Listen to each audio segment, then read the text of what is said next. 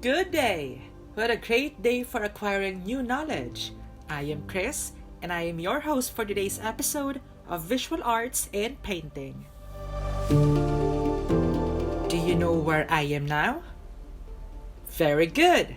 I am at the National Museum of the Philippines. And what have you noticed with the huge frame at my back? Yes, you are correct. It is the legendary painting of the renowned visual artist Juan Luna.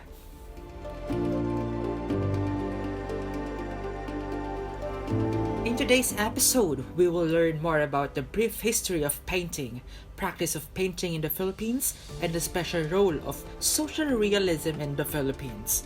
We will get to know two of our local painters, and of course, we are going to have a short activity on our topic for today. Like any other existing art discipline, painting has been part of human existence throughout the centuries. During prehistoric times, art from this period relied on the use of natural pigments and stone carvings to create representations of objects, animals, and rituals that govern a civilization's existence.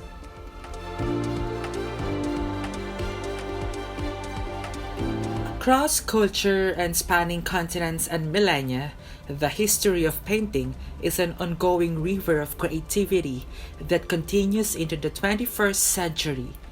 Until the early 20th century, it relied primarily on representational, religious, and classical motifs, after which time more purely abstract and conceptual approaches gained favor. A few centuries earlier, developments in Eastern painting historically parallel those in Western painting in general. Eastern art has significant influence on Western art and vice versa. In the beginning, paintings served utilitarian purposes, followed by imperial, private, civic, and religious patronage.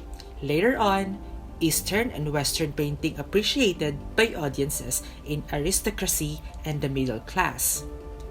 From the modern era, the Middle Ages through the Renaissance, painters worked for the church and wealthy aristocratic patrons. The Baroque era saw artists receiving private commissions from a more educated and prosperous middle class. Finally, the idea of art for art's sake began to find expression in the work of Romantic Western painters. Commercial galleries increased in the 19th century and provided patronage in the 20th century. What we talked about was the development of paintings in general. Now, let's talk about painting here in the country. Earlier, I've mentioned Juan Luna who made the Spoliarium, but aside from him, we also have many Filipino visual artists who became famous not only because of their skills, but because of their purpose in making artworks. In the province of Rizal, most of the residents are artistically inclined in visual arts, and some of them use painting as their means of livelihood aside from being fishermen. In other parts of the country, paintings also play an important role in the lives of the people. This is evident in the different festivals celebrated in the Philippines. The Pagpipinta ng Sagwarin Bangkera Festival in Pagsanghan, mural and street painting during La Laguna or Anilag Festival in Laguna, face painting in the Pintados Festival, and even school events like the Festival of Talent Painting Contest, Pintahusay.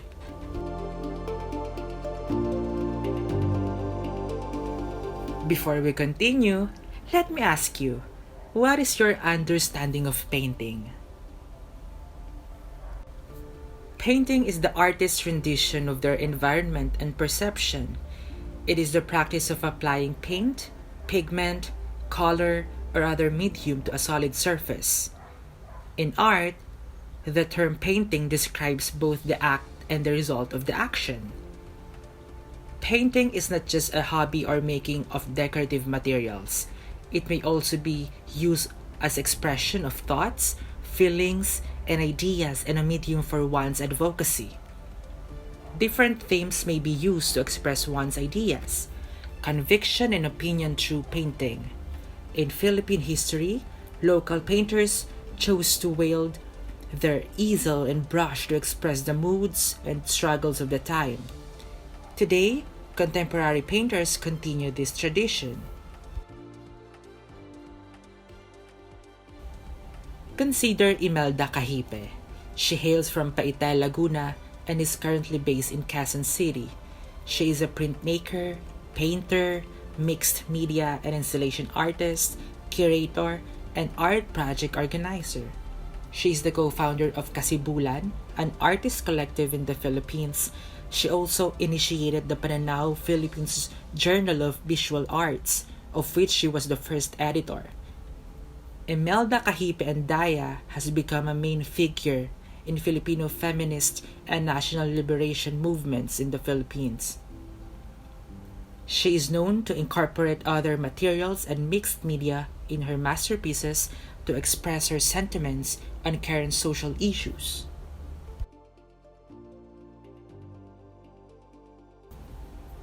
Now that we already have ideas on painting, would you like to practice your skills in this art discipline? Great! But before that, let us first hear some tips and reminders from one of the famous visual artists of our time. As a painter po, how does painting allow you to express your deep emotions? Emotion is a major component of expressive properties ng art. But there's more than just emotion. There's a lot of idea involved in communicating art, diba? I mean, parang through painting, I'm able to convey much of how I see my world. And how I see my world is the outcome of an analytical reading of my environment. We hardly see painting as something that reflects an analysis or an understanding of life situations. Ganon. So in my art, that's what I strive to achieve. Next question po. Ano po yung mga kadalasan o paborito nyo pong ginuguhit? Subject, themes po ng mga painting? I paint about my political views. I paint about my understanding of things from different standpoints, philosophical, theological, and simply just, kind of parang play around. But I have a preference for doing metaphors, mga representing different aspects of my readings of social realities from more metaphorical perspectives. So I employ a lot of metaphors in my works. Ngayon po, since po nag-pandemic, naapektuhan po ba yung pagpipinta niyo? Yeah, in very positive ways. Dahil because of the lockdowns, it compelled me to be within the confines of my space, and it gave me more time and focus on my art. Last question po. Ano po yung advice, if meron pa yung may advice sa mga aspiring painters po? Pag makontento, don't stay in one spot. Just keep moving, just keep exploring, just keep developing. Because we were meant to develop, we were meant to grow. The artist must actually always bear in mind is enjoy what you do. That's the only thing you need to keep in mind.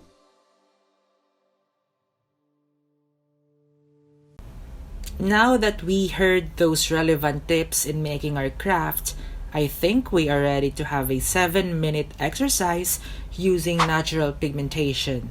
All you have to do is to have the following art materials.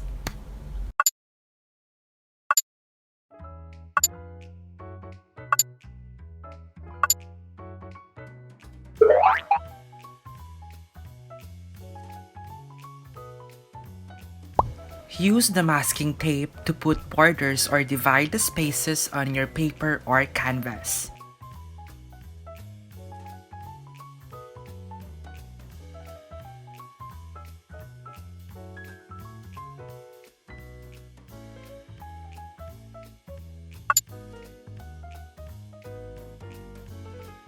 On the first box, break the space into 9 up to 11 spaces using pencil.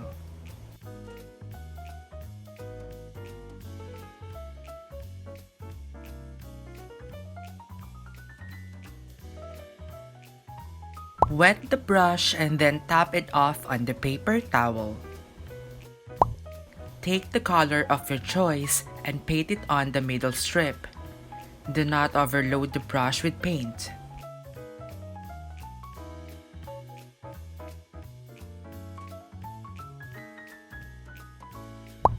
Clean the brush again and tap it off on the paper towel before brushing into a new color of paint.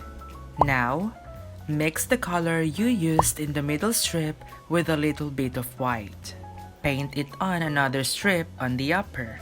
You should see that it lightened up.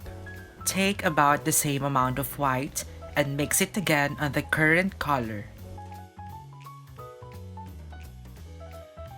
Keep adding white and you'll see how many tints you can get with the red and white.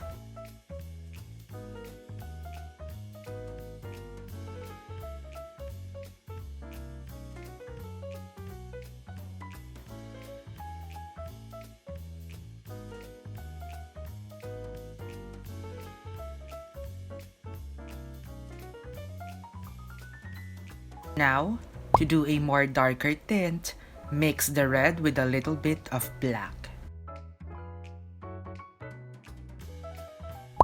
And then paint it on the lower strip.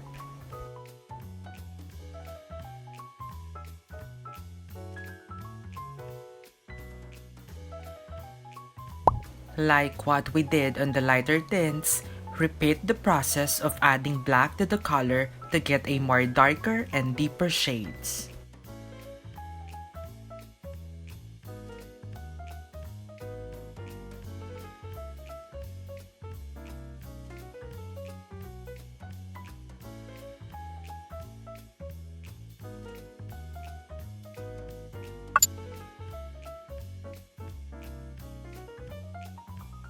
Apply the paint with your choice of color on the half of the second box.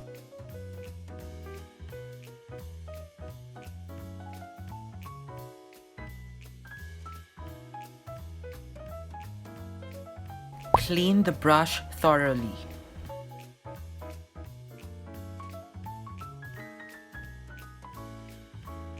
Now, put white paint on the lower half.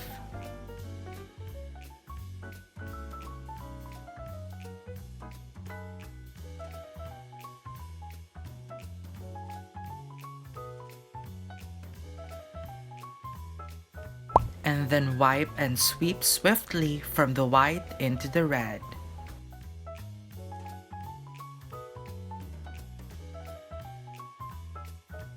Blend it to the red and then red back into the white and you will see a gradient occur.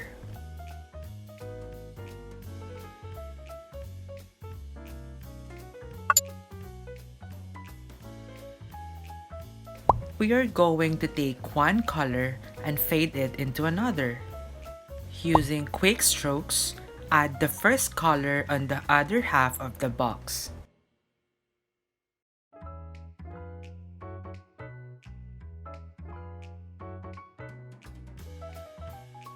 Clean the brush again.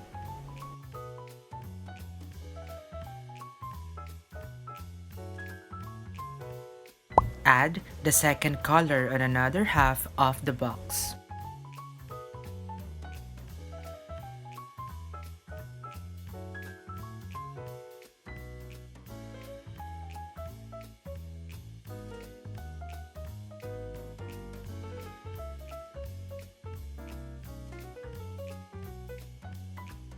and then brush it off completely through the first color and then back into the second color.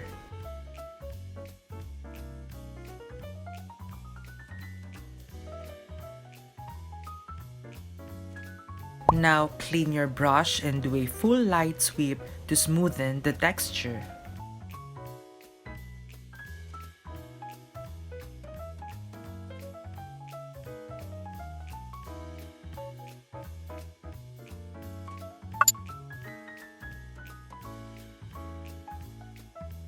Let's start with color white. Dab it on the paper or the canvas. Remember that you can use any color of your choice. Then dab another light color. Now we see fades of yellow as we dab into the white areas. Now dab some of the orange.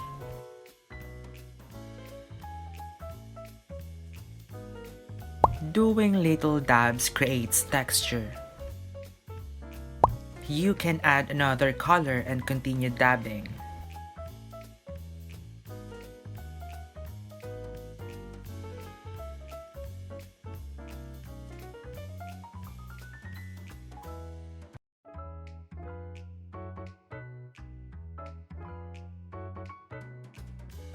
This kind of style can be used in painting trees.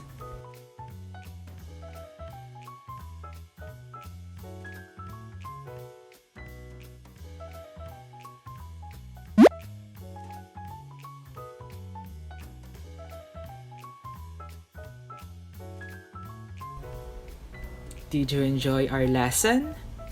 So grab that paint and explore. This is all for today. Once again, I am Chris and see you next time for another interesting episode of Visual Arts.